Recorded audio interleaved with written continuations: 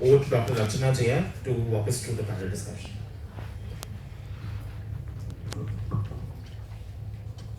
ಇಲ್ಲಿ ನೆರೆದಿರುವ ಎಲ್ಲ ಗಣ್ಯರಿಗೂ ನಮಸ್ಕಾರ. ನಮ್ಮ ಆಹ್ವಾನವನ್ನು ನೀವು ಕನ್ಸಿಡರ್ ಮಾಡಿ ನಮ್ಮಲ್ಲಿ ಇವತ್ತು ಬಂದಿರೋದಕ್ಕೆ ನಮ್ಮ ಹೃತ್ಪೂರ್ವಕ ಧನ್ಯವಾದಗಳು. ಇವತ್ತು ಕೆಲವೊಂದು ಪ್ರಶ್ನೆಗಳಿದೆ. ಹಲವಾರು ಪ್ರಶ್ನೆಗೆ ಆಲ್ರೆಡಿ ಉತ್ತರ ನೀಡಿದ್ದೀರಾ ನೀವು. ಆದರೂ ಕೆಲವೊಂದು ಪ್ರಶ್ನೆಗಳು ನಮ್ಮ ಕಡೆಯಿಂದ ಒಂದು ಕುತೂಹಲಕಾರಿಯಾಗಿರೋದ್ರಿಂದ ನಿಮ್ಮಲ್ಲಿ ಕೇಳಬೇಕು ಅಂತ ನಾವು ಇವತ್ತು ಬಂದಿದ್ದೀವಿ. ನಾನು ನಿಮ್ಮ ಹೆಸರಲ್ಲಿ ನಿಮ್ಮ ಪ್ರಶ್ನೆ ನಿಮ್ಮ ಕಡೆಗೆ ತೆರಳಿಸ್ತೀನಿ. ಆವಾಗ ನೀವು ಅದ್ರ ಬಗ್ಗೆ ಉತ್ತರ ನೀಡ್ಬೋದು.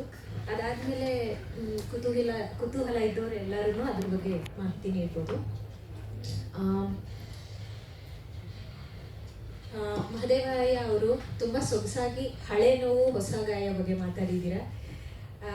ಇದೇ ನಿಟ್ಟಿನಲ್ಲಿ ನೀವು ಹೇಳ್ತಿದ್ರಿ ಒಂದು ಸಂಘಟನೆ ಅನ್ನೋದು ಮೂಡಿಸ್ಬೇಕು, ನಮ್ಮ ಯುವಜನಾಂಗದಲ್ಲಿ ಒಂದು ಸ್ವಾರಸ್ಯಕರವಾದ ಕುತೂಹಲ ಮೂಡಿಸ್ಬೇಕು ಅಂತ ನೀವು ಮಾಡ್ತಾ ಇದ್ದೀರಾ. ಆ ಕಡೆಗೆ ಒಂದು ಪ್ರಯತ್ನ ಮಾಡ್ತಾ ಇದ್ದೀರಾ.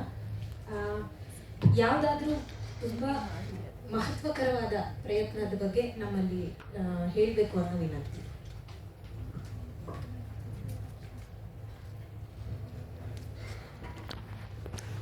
ನಮ್ಮ ವೈದ್ಯ ಪರಿಷತ್ ವತಿಯಿಂದ ನಮ್ಮ ಯುವ ಜನತೆಗೆ ಹೇಳಬೇಕು ಅಂದರೆ, ಆಯುರ್ವೇದದ ಬಗ್ಗೆ ಆಸಕ್ತಿನೇ ಇಲ್ಲದೇ ಎಲ್ಲ ಹೊಲೋಪತಿಕನೇ ಹೋಗ್ತಾ ಇರುವಂಥ ನಿಟ್ಟಿನಲ್ಲಿ ಶಾಶ್ವತವಾಗಿ ಆರೋಗ್ಯವನ್ನು ಸರಿಪಡಿಸುವಂಥ ಔಷಧಿಯ ಗಿಡಗಳನ್ನು ನಾವು ಹೊಂದಿದ್ದೇವೆ. ಆದರೆ ಅದು ನಮ್ಮ ಸಮಾಜಕ್ಕೆ ಗೊತ್ತಾಗ್ತಿಲ್ಲ, ಅಂದರೆ ತಿಳಿಸ್ತಾ ಇಲ್ಲ. ನಮ್ಮ ವಿದ್ಯೆಯನ್ನು ನಮ್ಮ ಹತ್ರನೇ ಇಟ್ಕೊಂಡು ನಾವು ಮರೆ ಮಾಡ್ತಾ ಇದ್ದೇವೆ. ಅದನ್ನು ಮುಂದಿನ ಪೀಳಿಗೆಗೆ ತರಬೇತಿ ಶಿಕ್ಷಣ ಕೊಡೋದ್ರ ಮೂಲಕ ಈ ಜ್ಞಾನವನ್ನು ಹಂಚಿದರೆ, ಮೂಲಿಕೆಗಳಲ್ಲಿ ಅತಿ ಅದ್ಭುತವಾದ ಗಿಡಮೂಲಿಕೆಗಳು, ಚಮತ್ಕಾರ ಮೂಡಿಸುವಂಥ ಗಿಡಮೂಲಿಕೆಗಳು ನಮ್ಮ ಕಣ್ಣು ಮುಂದೆ ಇದೆ. ಉದಾಹರಣೆಗೆ ಮಧುನಾಶಿನಿ ಅಂತ ಹೆಸರನ್ನು ಬಳಸಿದ್ರು ನಮ್ಮ ಸಾರ. ಮಧುನಾಶಿನಿ ಗಿಡವನ್ನು ಸಸಿಯನ್ನು ತಂದು ಒಂದು 2 ಎಲೆ ಅವರು ತಿನ್ನಿಸಿ ಸ್ವಲ್ಪ ಹೊತ್ತು ಬಿಟ್ಟ ನಂತರ ಸಕ್ಕರೆ ಬಾಯಿಗೆ ಹಾಕಿದ್ರೆ ಅವ್ರ ಬಾಯಿನಲ್ಲಿ ಸಿಹಿ ಅನ್ನೋದೇ ಕಾಣಿಸಲ್ಲ. ಆ ಗಿಡಮೂಲಿಕೆ ಪರಿಚಯ ಈ ರೀತಿ ಅವರು ಕೊಟ್ಟರೆ ಅದ್ರ ಬಗ್ಗೆ ಆಸಕ್ತಿ ತಾನಾಗಿನೇ ಯುವ ಜನತೆಯಲ್ಲಿ ಬರ್ತದೆ. ಈ ರೀತಿ ಈ ಪದ್ಧತಿಯಲ್ಲಿ ಈ ರೀತಿ ನಾವು ಸಮಾಜಕ್ಕೆ ಕೊಡ್ಬೋದು ಅಂತ ನಾನು ಧನ್ಯವಾದಗಳು ಸರ್. ನನ್ನ ಮುಂದಿನ ಪ್ರಶ್ನೆ ಸಾಯಿ ಪಾನ್ಸಾಬ್ ಅವ್ರಿಗೆ. ಸರ್, ಇತ್ತೀಚಿನ ದಿನಗಳಲ್ಲಿ ಒಂದು 5 ವರ್ಷದಲ್ಲಿ ನಿಮ್ಮ ಹತ್ರ ಬರೋ ವೈದ್ಯಕೀಯ ಒಂದು ಅವಶ್ಯಕತೆಯಿಂದ ಬರ್ತಿರೋರು ಸಂಖ್ಯೆ ಹೆಚ್ಚಾಗಿದೆಯಾ? ಆಗಿದ್ರೆ ನೀವು ಒಂದು ಅಬ್ಸರ್ವೇಷನ್ ಅಂತೀವಲ್ಲ, ನೀವು ಏನು ಗಮನಿಸಿದ್ದೀರಾ?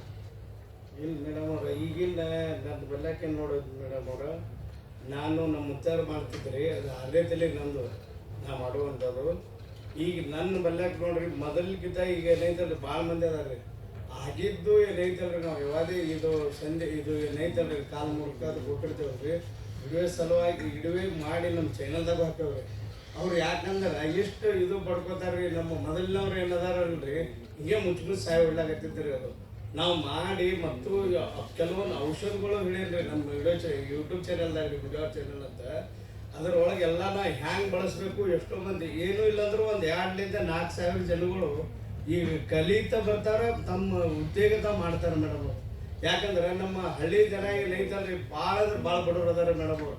ಅವ್ರ ಕಷ್ಟ ಅಂತೂ ನಾವು ನೋಡೋದೇ ಆಗೋದಿಲ್ಲ. ಆ ಟೈಪ್ ನಮಗೆ ಒಮ್ಮೆ ಮಳೆ ಬರ್ತೈತೆ ಒಂದೊಂದು ಪೇಷಂಟ್ ನೋಡಿ ಕೇಸಿದ್ದ ಅಂಥ ಪೇಷಂಟ್ದೊಳಗೆ ನಾ ಏನಂತೀನಿ, ಅವ್ರು ಕೊಡುವಂಥದ್ದು ಕೊಟ್ಟಿರ್ತೀನಿ.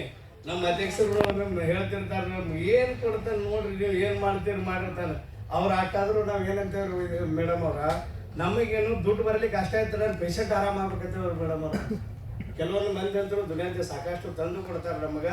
ಮತ್ತೇನೈತಲ್ರಿ ಮೇಡಮ್, ನನ್ನ ಇದರಿಂದ ಏನೂ ಇಲ್ಲಂದ್ರೆ ಒಂದು 10,000-15,000 ಜನಗಳಿಗೆ ನಾ ಆರಾಮ ಮಾಡಿನಂತ ನಾ ಎಲ್ಲಿ ಅಂತ ಹೇಳಿದ್ರು ಹೇಳ್ತೀನಿ ಮೇಡಮ್ ಅವರು.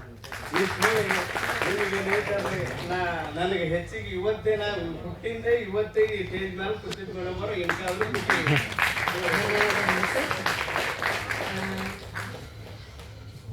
ನಮ್ಮ ಶಂಕರಪ್ಪ ಅವರು ಸಕಾರಾತ್ಮಕ ಮನೋಭಾವ ಅನ್ನೋದ್ರ ಬಗ್ಗೆ ತುಂಬ ಸೊಗಸಾಗಿ ಮಾತಾಡಿದ್ರು.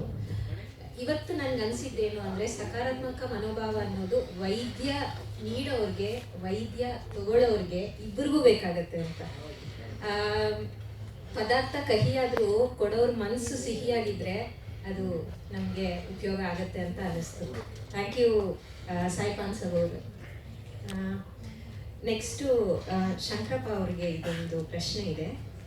ಇವಾಗ ಅವ್ರು ಉತ್ತರ ನೀಡಿದ್ರಲ್ಲ, ಒಂದು ಆರ್ಥಿಕ ಸಮಸ್ಯೆ ಅಥವಾ ಒಂದು ಅವಶ್ಯಕತೆ ಏನಿದೆ ಅದು ನಮ್ಮಲ್ಲಿ ನಮ್ಮ ರಿಸರ್ಚ್ ನೋಡಿದಾಗ ನಮ್ಗೇನು ಅನ್ನಿಸ್ತು ಅಂದರೆ, ಅದರದ್ದು ವೆಚ್ಚ ಅಂದರೆ ಕಾಸ್ಟ್ ಆಫ್ ಟ್ರೀಟ್ಮೆಂಟ್ ಅನ್ನೋದು ತುಂಬ ಅಫೋರ್ಡಬಲ್ ಅಥವಾ ನಮ್ಮ ಕೈಯಲ್ಲಿ ಆಗುತ್ತೆ ಅನ್ನೋದು ಇರೋದ್ರಿಂದ ನಮ್ಮ ತುಂಬ ಜನ ಪಾರಂಪರಿಕ ಎಲುಬು ಜೋಡಣೆಗೆ ನಿಮ್ಮ ಹತ್ರ ಬರ್ತಾರೆ ಅಂತ. ಇದ್ರ ಬಗ್ಗೆ ನಿಮ್ಮ ಯೋಚನೆ ಏನಿದೆ ಸರ್? ಈ ಪಾರಂಪರಿಕ ವೈದ್ಯರಲ್ಲಿ ಜಾಸ್ತಿ ಜನ ಬರ್ತಾರೆ ಅಂದರೆ ವೆಚ್ಚ ಕಡಿಮೆ ಇದೆ ಅಂತಲೇ ಬರ್ತದೆ. ಯಾಕೆಂದರೆ ಈಗ ಲಕ್ಷಾಂತರ ರೂಪಾಯಿ ಕೊಟ್ಟು ಆಪ್ರೇಷನ್ ಮಾಡಿಸಿ ಮೇಲಾಗದೇ ಇರ್ತಕ್ಕಂಥ ಕಾಯಿಲೆ ನಮ್ಮಲ್ಲಿ ಒಂದು ಆಯಿಲ್ ಕೊಡೋದ್ರಿಂದ ಮೇಲಾಗ್ತದೆ ಅಂದರೆ ಅದು ಜನ ಒಂದು 100-150 ರೂಪಾಯಿ ಆ ಆಯಿಲ್ ವೆಚ್ಚ ಅಷ್ಟೇ ನಾವು ತಗೊಳ್ತಕ್ಕಂಥದ್ದು. ಅದರಿಂದ ಪಾರಂಪರಿಕ ವೈದ್ಯರು ಭಾಳ ಕಡಿಮೆ ರೇಟಲ್ಲಿ ಸಿಗ್ತಾರೆ, ಒಳ್ಳೆ ಇದನ್ನು ಕೊಡ್ತಾರೆ ಸರ್ವೀಸು ಅಂತಕ್ಕಂಥ ಒಂದು ಮನೋಭಾವನೆ ಇಟ್ಕೊಂಡು ಬರ್ತಾರೆ ಮೇಡಮ್ ಯಾರೇ ಆಗಲಿ. Thank you sir.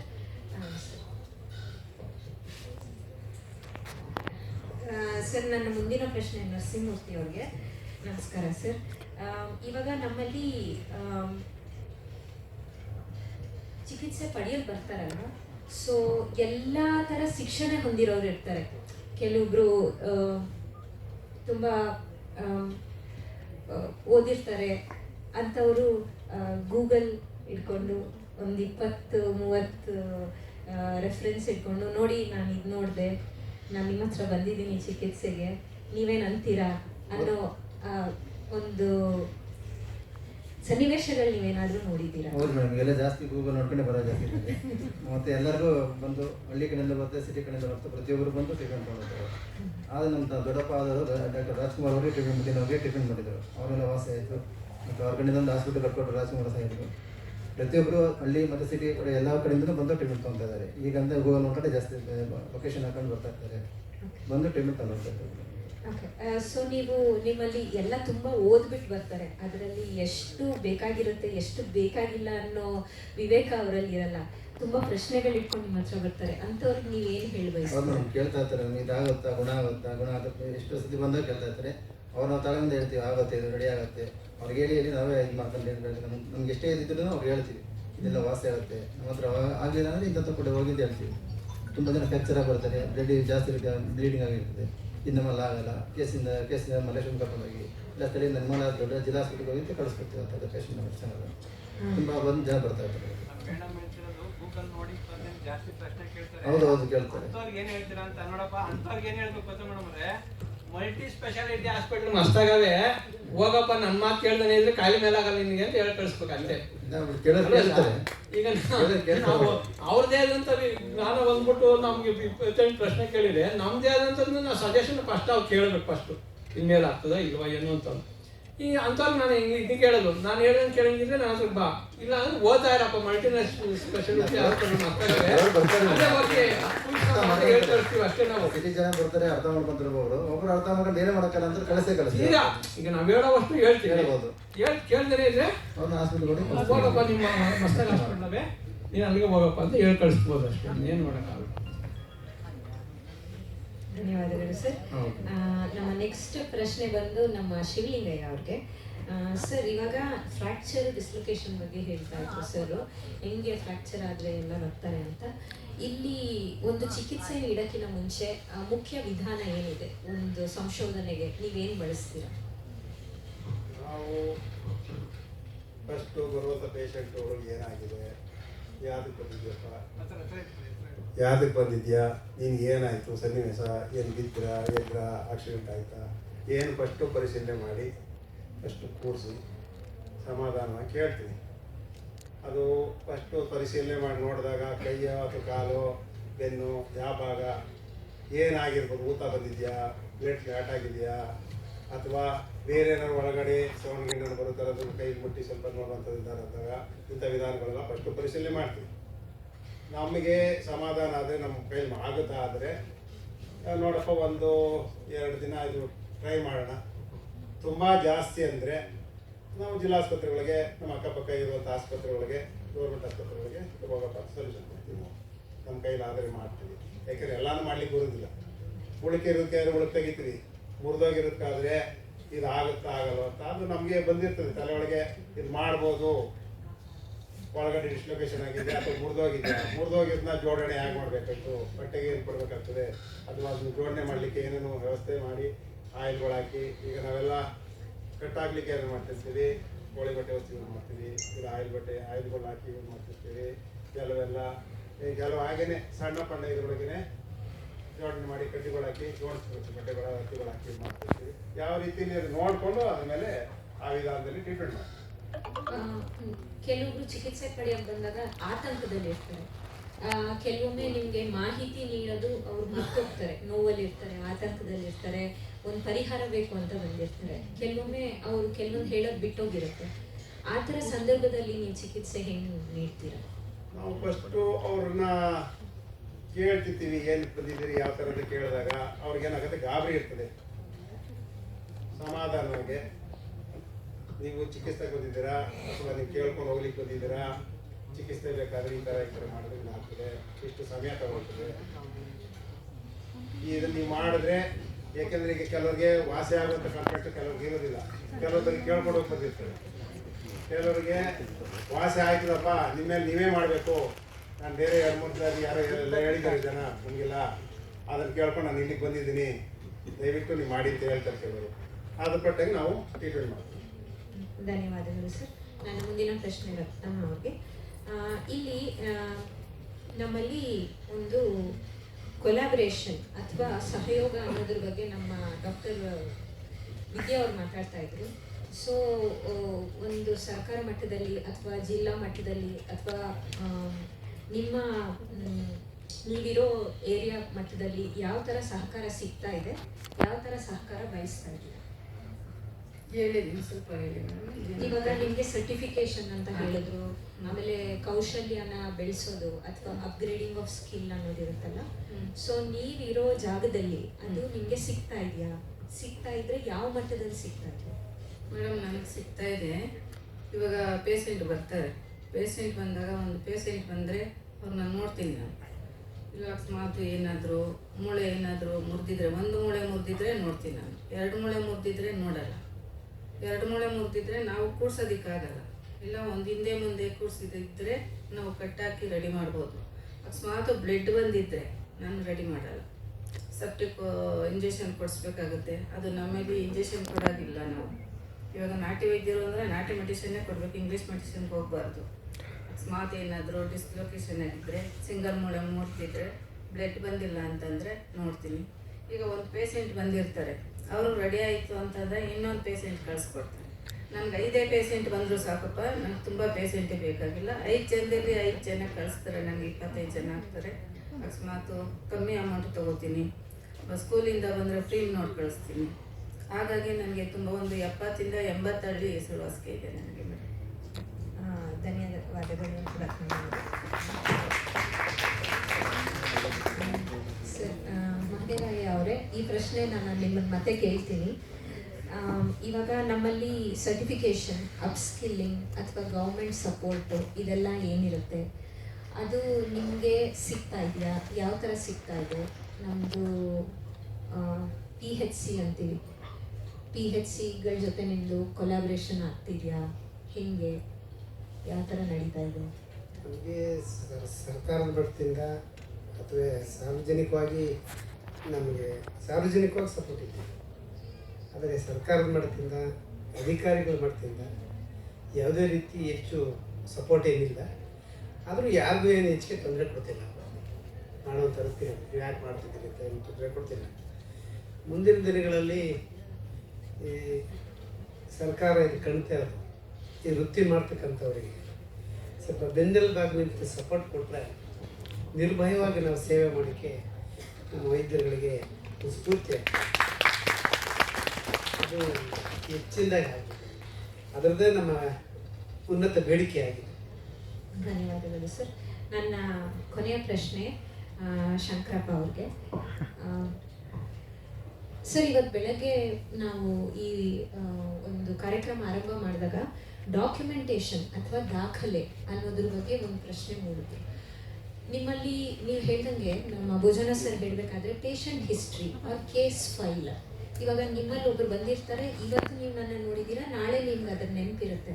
ನೀವು ಊರಲ್ಲಿರಲ್ಲ, ನಿಮ್ಮ ಸ್ನೇಹಿತರು ನಿಮ್ಮ ಜೊತೆ ಕೆಲಸ ಮಾಡೋರಿಗೆ ಯಾರಾದರೂ ಹೇಳ್ತೀರಾ, ನೋಡಪ್ಪ ಇವ್ರಿಗೆ ಹಿಂಗಾಗಿದೆ ಅಂತ.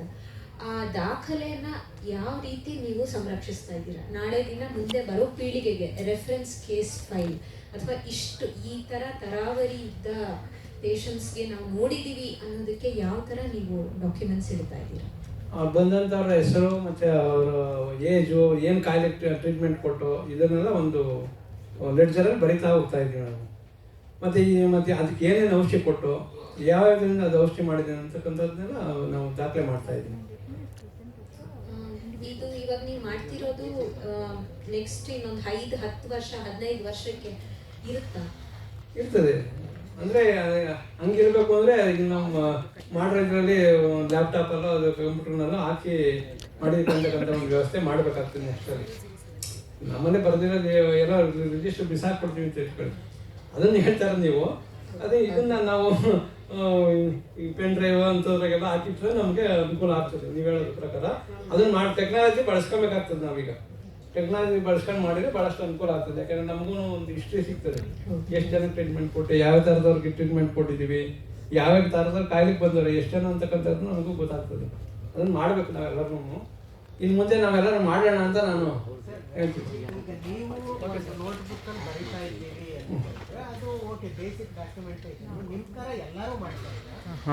ಜನ ಇತ್ತೀಚಿನ ದಿನಗಳಲ್ಲಿ ಮಾಡ್ತಾ ಇದ್ದೀವಿ ಸರ್. ಸುಮಾರು ಜನ ಮಾಡ್ತಾ ಇದ್ದಾರೆ. ಅಂದರೆ FRLHD ಕೆಲವರು TDU ಸರ್ಟಿಫಿಕೇಟ್ ಅಂತ ತಗೋಬೇಕಾದ್ರೆ ಈ ದಾಖಲೆ ಕೇಳೋದ್ರಿಂದ ಅಲ್ಲಿಂದ ಈಚೆಗೆ ಶುರುವಾಗಿದೆ ಸ್ವಲ್ಪ ಸರ್. TDU ಇಂದ ಕ್ವಾಲಿಟಿ ಕಂಟ್ರೋಲ್ ಆಫ್ ಇಂಡಿಯಾ ಅಂತ QC ಅಂತ ಇದೆ. ಅದರಲ್ಲಿ ಒಂದು 5-6 ಕಾಯಿಲೆಗೆ ಅದು ನಾವು ಅಪ್ಲೈ ಮಾಡ್ಕೊಂಡ್ರೆ ಅವ್ರು ಬಂದು ಇನ್ಸ್ಪೆಕ್ಷನ್ ಎಲ್ಲ ಮಾಡ್ತಾರೆ. ಅವ ಈ ದಾಖಲೆನ ಕೇಳೋದ್ರಿಂದ ಅದಕ್ಕೆ ನಾವು ದಾಖಲೆಗಳನ್ನು ಬರಿತಾ ಹೋಗ್ತೀವಿ ನಾವೀಗ ಇತ್ತೀಚಿನ ದಿನಗಳಲ್ಲಿ. ಇದುವರೆಗೂ ಒಂದು ಕರೆಕ್ಟಾಗಿ ನಿಖರವಾಗಿ ಗೊತ್ತಿಲ್ಲ, ಒಂದು ಅಪ್ರಾಕ್ಸಿಮೇಟಲ್ಲಿ ಒಂದು 100-200 ಜನ ತಗೊಂಡಿರ್ಬೋದು ಸರ್. ಇದು ಕರ್ನಾಟಕದಲ್ಲೆಲ್ಲ ಒಂದು 400-500 ಜನ ತಗೊಂಡಿರ್ಬೋದು ಸರ್. ಅದು ಕ್ವಾಲಿಟಿ ಕಂಟ್ರೋಲ್ ಆಫ್ ಇಂಡಿಯಾ ಅಂತ ನಮ್ಮ ವೈದ್ಯ ಪರಿಷತ್ತಲ್ಲೂ ಕೂಡ ಕೆಲವು ವೈದ್ಯರುಗಳನ್ನ ಅವರು ಸೆಲೆಕ್ಟ್ ಮಾಡ್ಕೊಂಡು ಆ ಡಾಕ್ಟ್ರು ಬರ್ತಾರೆ. ನಾವು ಏನು ಕಾಯಿಲೆಗೆ ಅಂತ ಅಪ್ಲೈ ಮಾಡಿದ್ದೀವೋ ಆಗ ಅದಕ್ಕೆ ಒಂದು 8,200 ಒಂದು ಕಾಯಿಲೆಗೆ ಫೀಸನ್ನು ಫಿಕ್ಸ್ ಮಾಡ್ತಾರೆ. 2 ಕಾಯಿಲೆ ತಗೊಂಡ್ರೆ 10,200 ಈ ಥರ ಮಾಡಿದ್ದಾರೆ. ಡಾಕ್ಟ್ರು ಅಲ್ಲಿಗೆ ಹೋಗಿ ಭೇಟಿ ನೀಡಿ ಅವರು ಕಾಯಿಲೆ ಕೊಡ್ತಕ್ಕಂಥದ್ದು ಎಲ್ಲನೂ ಪರಿಶೀಲನೆ ಮಾಡಿ ಆ ಸರ್ಟಿಫಿಕೇಟ್ ಕೊಡ್ತಾರೆ. ಆ ಸರ್ಟಿಫಿಕೇಟ್ನ ನಾವು ನಮ್ಮ ಶಾಪ್ ಮುಂದೆ ಹಾಕ್ಕೊಂಡು ನಾವು ಅದಕ್ಕೆ ಟ್ರೀಟ್ಮೆಂಟ್ ಕೊಡ್ಬೋದು. ಈಗ ಜಾಂಡೀಸ್ಗೆ, ಉದಾಹರಣೆಗೆ ಜಾಂಡೀಸ್ಗೆ ಮತ್ತು ಸಂಧಿವಾತ, ಸಾಮಾನ್ಯ ಕಾಯಿಲೆಗಳು, ಇನ್ನು ಈ ಥರಕ್ಕೆ 4-5 ಕಾಯಿಲೆಗೆ TDU ಇಂದ ಕೊಡ್ತಾ ಇದ್ದಾರೆ ಸರ್ಟಿಫಿಕೇಟ್. ಅದನ್ನು ಗಮನದಲ್ಲಿರಲಿ ಸರ್. ನಿಮಗೆ ತುಂಬ ಎಫೆಕ್ಟ್ TDU ಸರ್. TDU ಹ್ಞೂ ಸರ್. ಅಲ್ಲಿ ಎಲ್ಲ ಗಿಡಮೂಲಿಕೆಗಳು ಕೂಡ ಬೆಳೀತಾರೆ ಸರ್ TDUನಲ್ಲಿ. ತುಂಬ ಚೆನ್ನಾಗಿದೆ ಅದು TDU ವ್ಯವಸ್ಥೆ. ಹೋಗಿದ್ದಾರೆ sir. Most of the traditional healers, they are all uneducated, sir. So they don't know the literacy ಇಲ್ಲದಿರೋದ್ರಿಂದ ಅವರು ದಾಖಲೆ ಮಾಡೋಕ್ಕಾಗೋದಿಲ್ಲ, ಅವರು ಮತ್ತೆ ಬರ್ಕೊಳ್ಳೋಕ್ಕಾಗೋದಿಲ್ಲ. ಈಗ ನಾವು ದಾಖಲೆ ಮಾಡಿ ಅದು ರ್ಯಾಕ್ ಎಲ್ಲ ಇದು ಮಾಡಿ ಮಾಡಬೇಕಂದ್ರೆ ವಿ ನೀಡ್ ಸಮ್ ಸಿಸ್ಟಮ್ ಅಥವಾ ಒಂದು ಸೆಟಪ್ ಬೇಕಾಗುತ್ತೆ. ಆ ಸೆಟಪ್ ಬೇಕಾದ್ರೆ ನಮಗೆ ಎಕನಾಮಿಕ್ ಆಗಿ ಇಂಡಿಪೆಂಡೆಂಟ್ ಆಗಬೇಕಾಗುತ್ತೆ. ಅದು ನಾವು ಮಾಡ್ತಕ್ಕಂಥದ್ದು ಏನಂದರೆ ಇದು ಆಧ್ಯಾತ್ಮಿಕವಾಗಿ ಮತ್ತು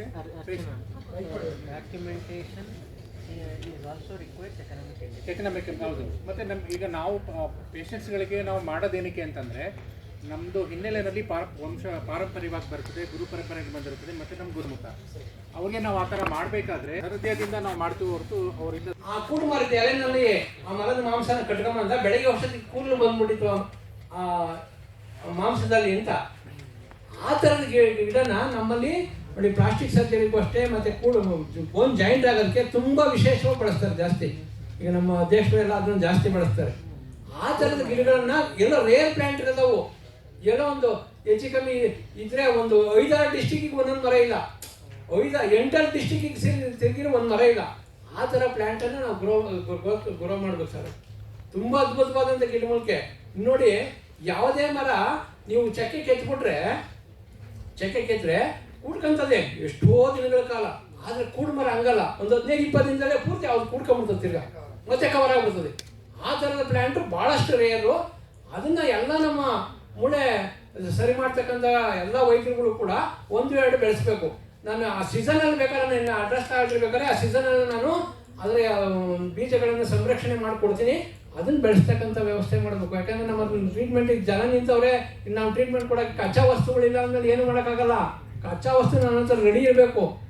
ಆ ಕೂಡು ಮರ ಅನ್ನೋದು ಅಷ್ಟು ಕೆಲಸ ಮಾಡುತ್ತೆ ಸರ್. ಈಗ ನಮ್ಮೂರ ಪಕ್ಕದಲ್ಲೇ 2 ಇದ್ದಾವೆ. ಆ ಕೂಡು ಮರಕ್ಕೆ ನಾನು ನಮ್ಮ ಗುರುಗಳು ಸುಮಾರು ಕಾಡುಗಳನ್ನು ಸುತ್ತಿದ್ದೀವಿ. ಇರಲಿಲ್ಲ, ಯಾರೋ ಒಬ್ಬ ಬರೀ ಇಲ್ಲೇ ತೋರಿಸ್ತೀನಿ ಅಂತ ಕರ್ಗಣ ತೋರಿಸ್ತಾ 8 ಡಿಸ್ಟಿಕಲ್ಲಿ ಇಲ್ಲ ಸರ್ ಅದು. ಆ ಥರದ್ದು ಕೂಡು ಮರದ್ದು ಅರ್ಜುನ ಏನು ಕೆಲಸ ಮಾಡ್ತದೆ ಅದು 2-3 ಕೆಲಸ ಮಾಡ್ತದೆ ಕೂಡು ಮರ. ನೋಡಿ, ಈಗೆಲ್ಲೋ ತೊಳೆನ ಚರ್ಮ ತೆಗೆದು ಇಲ್ಲೆಲ್ಗೋ ಹಾಕ್ಬೇಕು ಅಂದರೆ ಆ ಕೆಲಸನ ಇದೇ ಮಾಡಕ್ಕೆ ಕೊಡ್ತದೆ. ಈ ಗಾಯಗಳನ್ನು ಕುಡಿಸೋದಾಗಲಿ, ಮೂಳೆ ಕುಡಿಸೋದಾಗಲಿ, ನಾವು ಆಯಿಂಟ್ಮೆಂಟ್ನ ಎಣ್ಣೆನೆಲ್ಲ ಅದು ಎಕ್ಸ್ಟ್ರಾಕ್ಟ್ ತೆಗೆದು ಆಯಿಂಟ್ಮೆಂಟ್ ಮಾಡಿಬಿಟ್ರೆ ಸಾಕಂತ ಕುಡ್ಕೊಂಡ್ಬಿಡ್ತದೆ. ನೋಡಿ, ಇದು ಕೂಡು ಮರದೊಂದು ಎಲ್ಲರೂ ಕೂಡ ಅದು ಗಮನ ಹರಿಸ್ಬೇಕು. ಯಾಕಂದರೆ ಇದು ಬೋನ್ ಸೆಟರ್ದು ಇದಾಗಿರೋದ್ರಿಂದ ಕೂಡು ಮರದ ಬಗ್ಗೆ ನಾವು ಆಸಕ್ತಿ ತೋರಿಸ್ಬೇಕು ಸರ್. ಸಿಕ್ಕಂತ ಕಡೆ ಜಾಸ್ತಿ ಸಿಗುತ್ತೆ. ಅದೇ ಆ ಕಡೆ ಕಾಡಿನಲ್ಲಿ ಸಿಗ್ತದೆ, ನಮ್ಮ ಏರಿಯಾದಲ್ಲಿ ಸಿಗಲ್ಲ ಈ ಕಡೆಗೆ.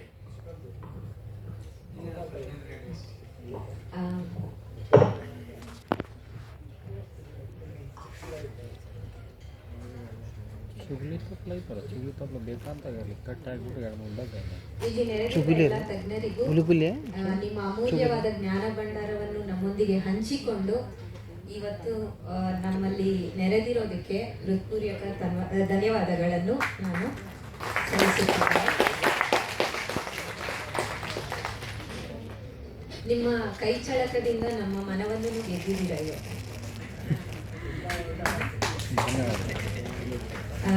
ನೀವು ಮಾಡುತ್ತಿರುವ ಒಂದು ಪ್ರಯತ್ನ, ಸಹಯೋಗ, ಸಹಾಯ ಇಂದಿನ ದಿನದಲ್ಲಿ ನಮ್ಮ ಸಮಾಜಕ್ಕೆ ತುಂಬ ಅನಿವಾರ್ಯವಾಗಿದೆ ಅನ್ನೋ ಒಂದು ಮಾತಿನೊಂದಿಗೆ ನಾನು ಇವತ್ತಿನ ಪ್ಯಾನೆಲ್ ಡಿಸ್ಕಷನ್ ಅನ್ನು ಮುಕ್ತಾಯಗೊಳಿಸುತ್ತಿದ್ದೇನೆ. ಧನ್ಯವಾದಗಳು.